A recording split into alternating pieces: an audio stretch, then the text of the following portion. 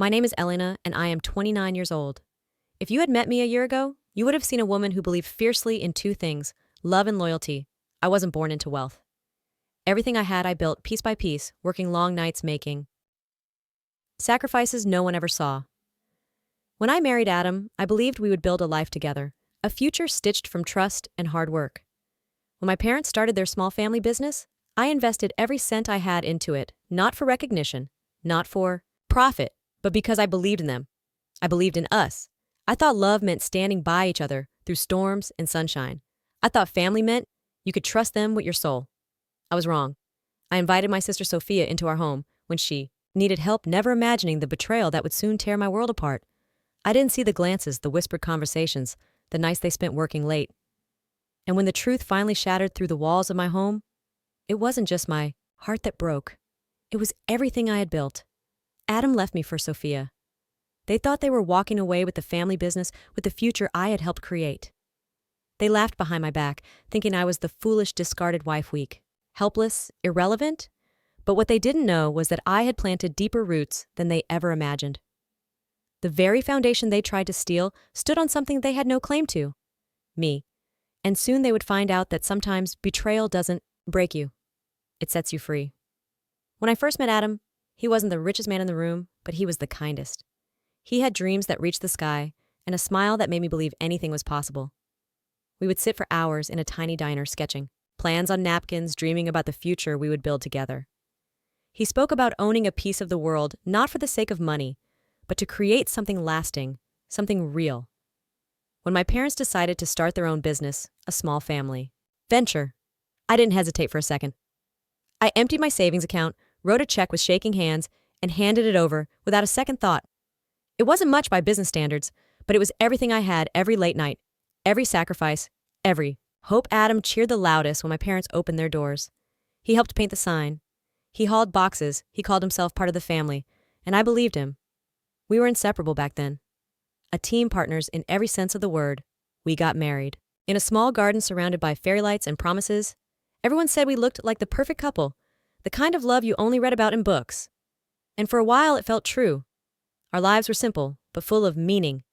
Weekend barbecues with my parents, planning vacations we couldn't yet afford, and building a future, one brick at a time. When Sophia, my younger sister, struggled through heartbreak and job loss, it was Adam who suggested she come stay with us for a while. He said it would help her heal, that family should always be there for each other. And of course I agreed, because I trusted him completely, because I trusted her. I couldn't see the cracks forming beneath the surface, the way a foundation begins to weaken long before a house falls. I was too busy believing in the beautiful life we were creating, too busy loving them both to see the betrayal already taking root in the soil beneath my feet. When Sophia moved into our home, it felt natural, like welcoming a missing piece of our family back into the fold. She arrived with 2 suitcases and a tired smile, hugging me tightly, like she needed me more than ever. I wrapped my arms around her, feeling nothing but love, nothing but pride that we could offer her a safe place to land. At first, it was easy. She helped me cook dinner. She laughed at Adam's jokes. She spent long afternoons sitting with me on the porch, sipping iced tea and dreaming about her future. I was happy to have her there. Truly happy. I wanted her to feel like she belonged to, feel loved again after everything she had lost. Adam seemed happy too, almost too happy. He went out of his way to include her in everything, suggesting we order takeout on nights when I was tired, offering to drive her to job interviews when she felt too anxious to go alone. I watched their friendship grow, and I felt grateful, thinking how lucky I was to have a husband who cared so deeply, not just for me, but for my family. The signs were small at first. A lingering glance when they thought I wasn't looking, a private joke shared over my head. I ignored them, brushing away the tiny voices, whispering doubt into my heart. I told myself it was nothing, that I was being paranoid, that love like ours was stronger than suspicion. But even the strongest walls can crumble when small cracks go unheeded. Even the brightest lights can flicker when the shadows are left unchecked. And somewhere deep inside me, something began to shift. A quiet unease settling beneath my ribs. A silent warning that the life I thought was unshakable was already beginning to slip through my fingers. It started with late nights. At first, Adam would stay up working in the small office we'd set up at the back of the house. He said the family business was growing, that there was more paperwork than he could handle during the day. I believed him without question, kissed his forehead, brought him coffee, and whispered how proud I was of him. Then Sophia started staying up late too. She said she was helping him organize invoices, that she wanted to contribute, that she hated feeling useless. Again, I believed her because she was my sister, because I loved her, because I trusted them both more than I trusted my own instincts. I would find them laughing softly behind closed doors, their voices falling silent when I entered the room. They would exchange glances full of meanings I could not decipher, smiles that didn't quite reach their eyes. But I pushed away the growing ache in my chest, blaming it on exhaustion, on stress, on the weight of responsibilities. One night I woke up alone in bed. The house was dark except for a faint light spilling from the office door. I padded down the hallway barefoot, my heart pounding for reasons I refused to name. When I reached the door, I paused, hearing them whispering inside low, urgent words I couldn't make out. I almost knocked, almost smiled, almost said something light and innocent. But something held me back. A cold certainty that whatever was happening on the other side of that door was not meant. For my ears, I stood there for a long time, listening to the soft murmur of voices and the occasional laugh that felt like a knife twisting slowly in my gut.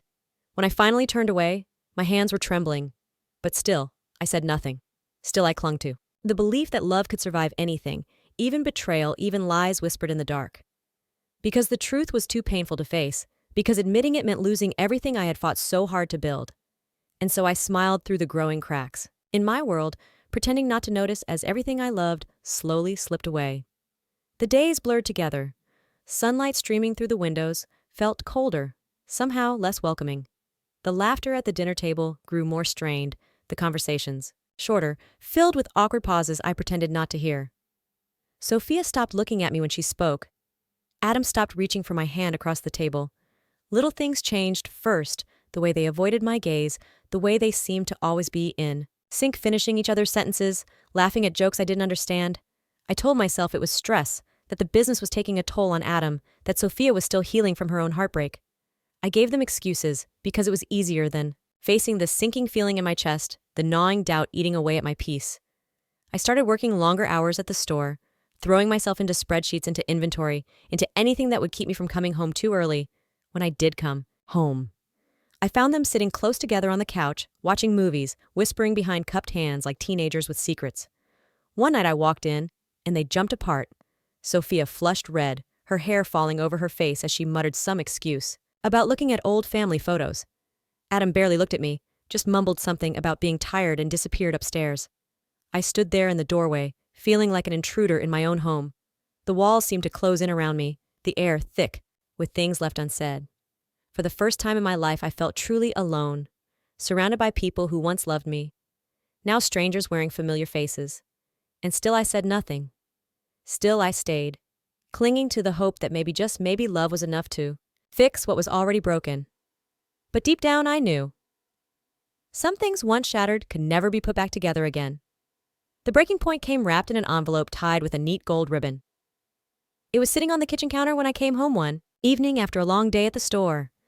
At first I thought it was a wedding invitation for a distant cousin or an old friend. I smiled a tired smile, ready to add another date to our already busy calendar. But when I opened it, the world tilted under my feet. You're cordially invited to celebrate the engagement of Adam Whitmore and Sophia Lane. I read the words over and over, each letter sinking deeper into my chest like shards of glass. My vision blurred, my hands trembled, my heart cracked wide open. I stumbled back from the counter as if the invitation itself had struck me. I leaned against the wall, struggling to breathe, struggling to understand. My husband, my sister, my home, my life. All of it was a lie, carefully spun while I smiled and trusted and loved. I heard footsteps behind me, Adam's familiar voice calling my name.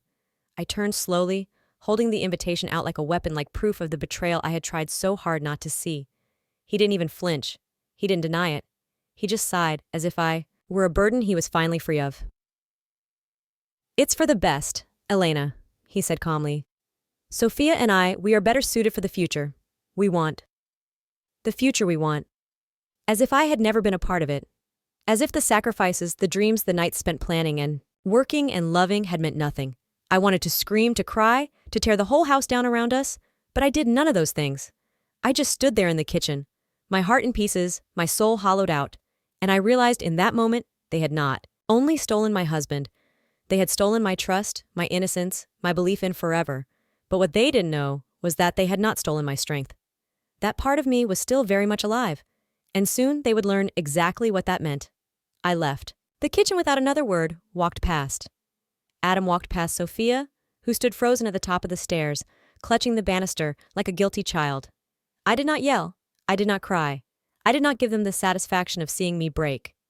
Instead, I packed a single bag, a few clothes, some important papers, the photo of my parents on their wedding day, the things that truly mattered, the things no betrayal could touch. Adam called after me. "Elena, be reasonable. We can work something out." His voice was full of fake sympathy, full of the arrogance of a man who thought he could control every outcome. Sophia didn't say a word. She just watched, her eyes wide and unblinking, her mouth slightly open like she wanted to apologize, but didn't know how I walked. Past them, both walked out the front door without looking back. The night air was cool on my skin, the stars sharp and cold overhead. I got into my car, turned the key, and drove. No destination, just distance. Each mile, a layer of hurt stripped away, each town, a little more of my old life falling behind me like ash in the wind. I ended up at a small motel just outside the city. It was nothing special. A flickering neon sign, a tired clerk behind the desk, a room that smelled faintly of cleaning fluid. But it was mine. It was a place where their shadows couldn't reach me. I sat on the edge of the bed, staring at the wall. The shock numbed me, but underneath the numbness, something else began to stir. Not rage, not sorrow. Determination. They thought they had won. They thought they had taken everything from me, but they had forgotten one important thing: the business they were so eager to inherit. The empire they believed would be theirs by right of betrayal.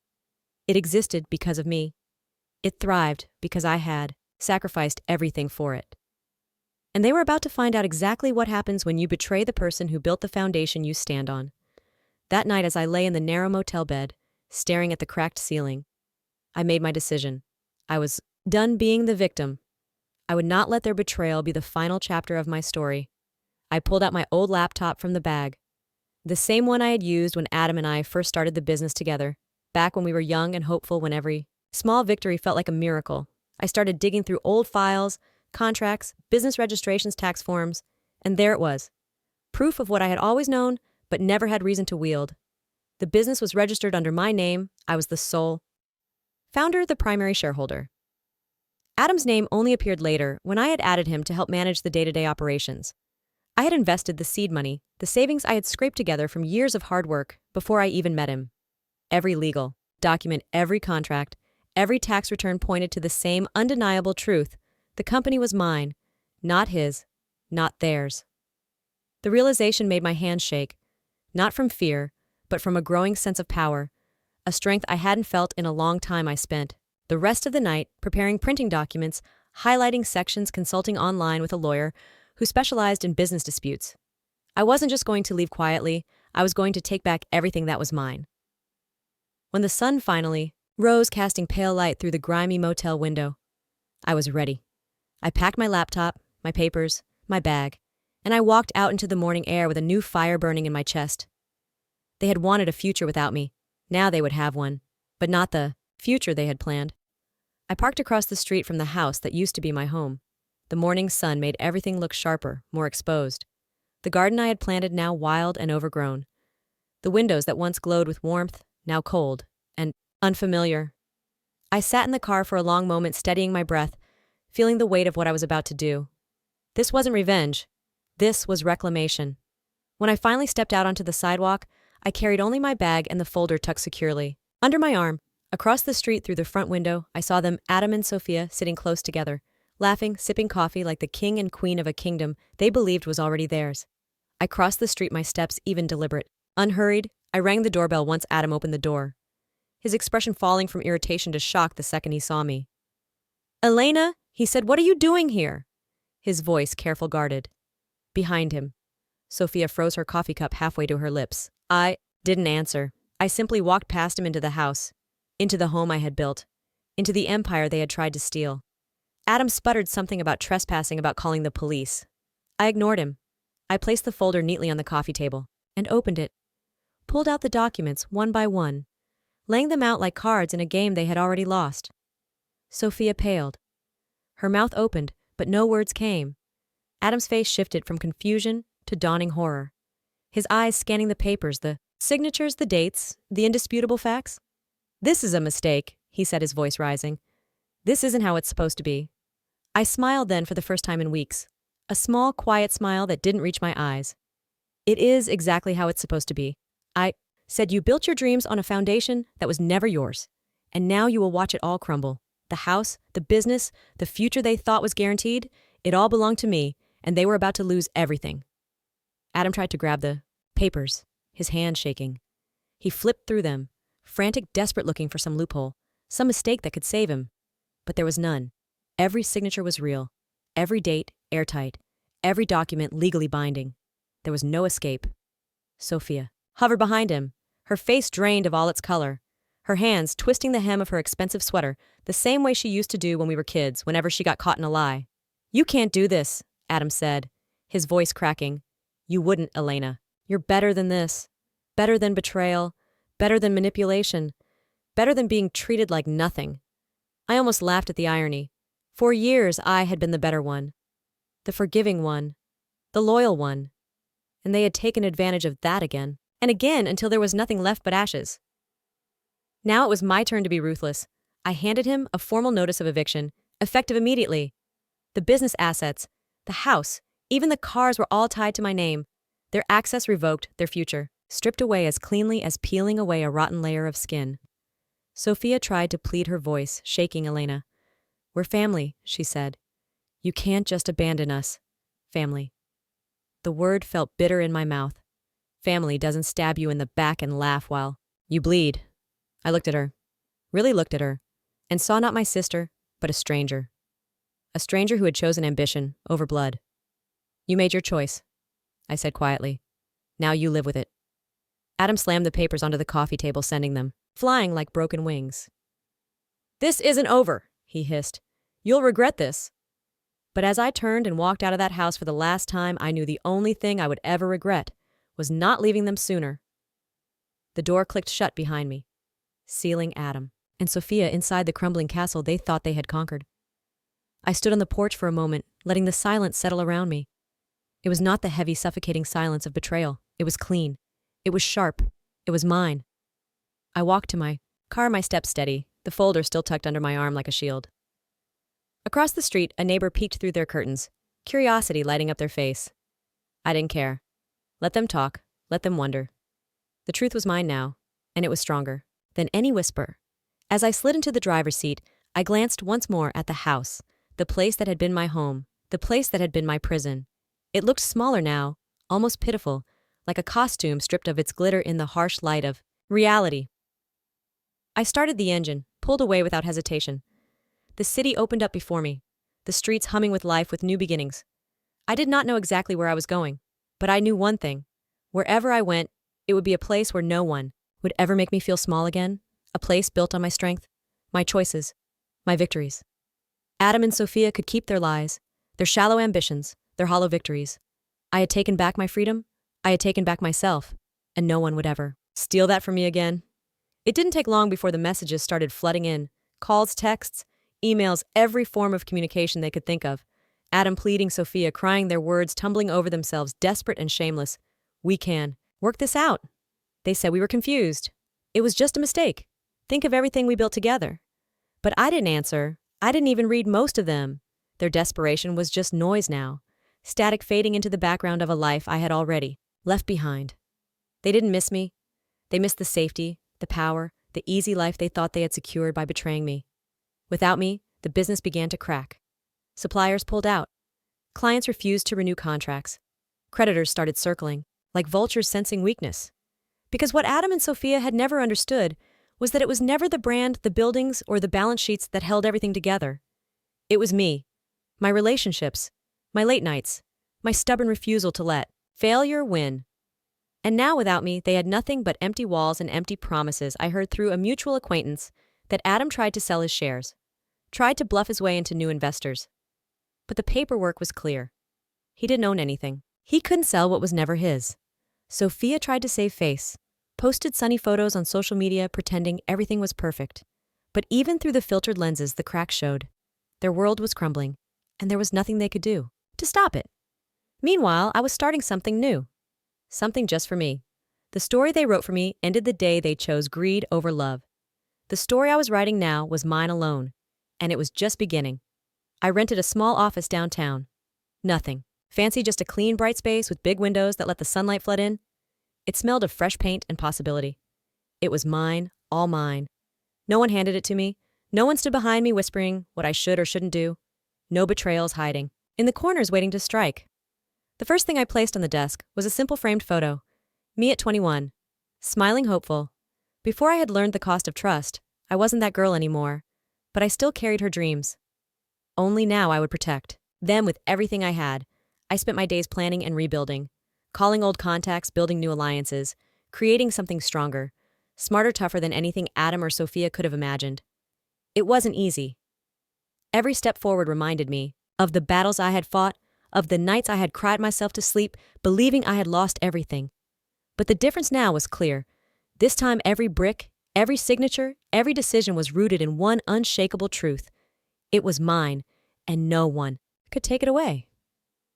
One evening as the sun dipped low, painting the city gold, I sat at my desk and looked out across the skyline. The same city where I had been betrayed, where I had been broken. Now the same city where I was rising again. I smiled. Not the broken smile of someone trying to hide their pain, but the steady, sure smile of someone who knew exactly who she was. I had been burned. I had been betrayed. But I was still here. And I was just getting started. News traveled faster than I thought it would. In the business circles we had once ruled together, whispers began to spread like wildfire. Did you hear about Adam and Sophia? They lost everything. The business is collapsing. No one will touch them now. I didn't need to fan the flames. Their own arrogance did the work for me. The alliances they thought were unbreakable dissolved overnight. The people who had once toasted them at glittering parties now avoided their calls. I heard from an old supplier that Adam tried to secure emergency funding. He had walked into the meeting wearing a suit a size too big and a smile stretched too thin. By the time he left the room, the door had all but slammed behind him. Sophia wasn't doing any better. Her carefully curated social media presence had turned against her. The same followers who once admired her now filled her comments with cold reminders. Traitor user fake. She tried to delete the evidence, tried to spin a new story. But the internet never forgets. I never spoke a word against them. I didn't. I need to? The truth had a voice of its own now, and it was louder than any lie they could tell. One afternoon, as I sat at a quiet coffee shop reviewing new contracts, I saw Adam walk by on the sidewalk outside. He didn't see me. His shoulders were hunched, his eyes hollow, the swagger he once wore like armor, now stripped away, leaving only a shell behind. For a moment, a flicker of pity stirred in my chest, but it passed quickly. This was the bed he made. This was the price of betrayal, and I owed him nothing. Not even my hatred opportunities began to open in front of me, like doors once locked tight. Clients who had once hesitated now sought me out. Investors who had once only seen me as Adam's shadow now recognized my light. I hosted my first private event, 6 months after my new company's launch, a celebration of survival, of reinvention, of quiet, unstoppable victory. The venue was elegant but not ostentatious. Soft lighting, fresh flowers, clean, simple lines that spoke not of wealth but of intention. The guest list was carefully curated. Partners, allies, new friends who had seen my value long before it became convenient to do so. Adam and Sophia's names never crossed the threshold. Their faces never appeared at the entrance. Their absence was not remarked upon. It was understood I stood near the wide windows, a glass of champagne in my hand, feeling the steady hum of conversation and laughter around me. Not forced, not fake. Real people respected me now. Not because of the company I kept, not because of who I was married to, but because of who I had become on my own. One of the investors raised his glass across the room, catching my eye. "To new beginnings?" he said loudly enough for everyone to hear. The room erupted into a gentle, warm cheer. I smiled, lifted my glass and whispered to myself, "To endings too." Because without the end, there would have never been this brilliant beginning. Weeks turned into months. The bitterness that once clung to me like a second skin slowly faded.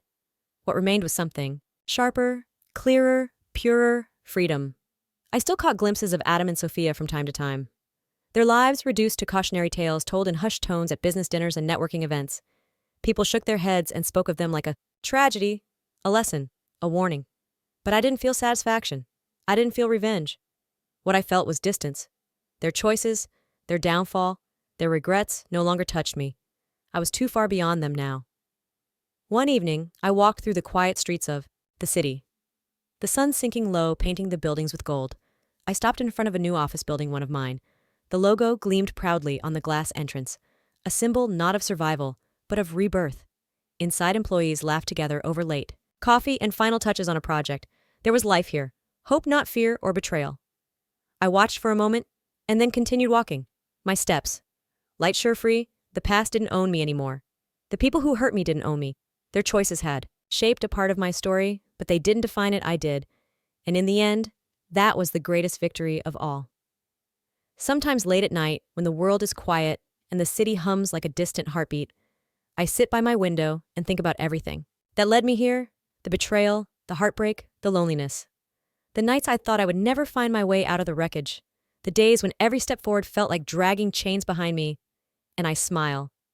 Not because it didn't hurt, it did more than I ever let anyone see, but because that pain carved out a space inside me, a space big enough for strength, big enough for dreams, too wild to fit inside the small life others had planned for me. Adam and Sophia are just names now, footnotes in a story that outgrew them. They taught me the cost of trust, but they also taught me something greater, the unbreakable beauty of trusting myself. Today, my world is smaller. Maybe, fewer people, fewer promises, fewer illusions, but it is stronger, it is truer, it is mine. And every time I look in the mirror, I see not the woman who was betrayed, not the woman who was broken, but the woman who built herself from the ashes. A woman who chose herself when it mattered most. This is not the ending I once imagined. It is better because it is real, because it is mine, because it is the story only I could write.